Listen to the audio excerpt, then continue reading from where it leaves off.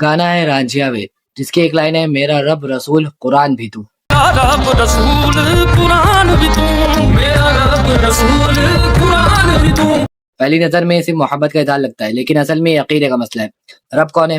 جس نے ہمیں پیدا کیا، جو رزق دیتا ہے اور تمام جہاں کا مالک. رسول کیا؟ اللہ نے جن کے ذریعے ہمیں ہدایت دی، سب سے بلند مقام والے. اور قرآن اللہ کا کلام جس نے ہمیں سیدھا راستہ دکھایا.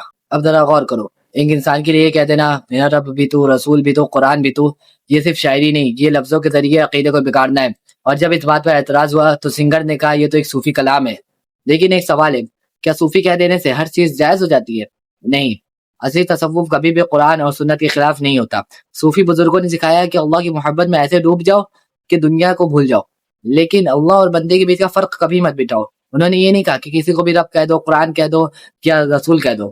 نہیں، یہ تصوف نہیں، یہ غلو یعنی حد سے آگے بڑھنا ہے.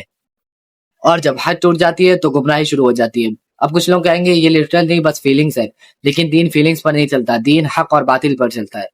اگر لفظی ایسے استعمال کیے جائے جو سیدھا شرک کی طرف بلاتے تو اسے نارمل کیسے سمجھ لیا جائے؟ مذاق میں بھی کفر کے لفظ بول دینا خطرناک ہوتا ہے. یہاں تو گانے میں اوپنلی ریپیٹ کیا جا رہا ہے. سوچو، جس اللہ نے تمہیں محبت دی تم اس کو چھوڑ کے اس کی مخلوقوں کو اس کے برابر کر رہے ہو.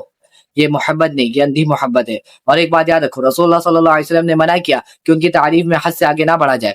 جب ان کے لیے حد مقرر ہے تو کسی اور کے لیے کیسے آزادی ہو گئی؟ تو سچ ہی ہے، لیبل کچھ بھی ہو، صوفی، پوئٹری یا آرٹ، حق نہیں بدلتا. غلط ہمیشہ غلط ہی رہتا ہے. تو اگلی بار جب یہ لائن سنو تو گانا سمجھ کے اگنور مت کر دینا، یہ تمہارے ایمان کا ٹیسٹ ہے. اور دل سے کہنا میرا رب صرف اللہ ہے، میرا رسول صرف محمد رسول اللہ صلی اللہ علیہ وسلم ہے، اور میرا قرآن صرف اللہ کی کتاب ہے. ان کے مقام پر کسی اور کو لانا جائز نہیں ہو سکتا.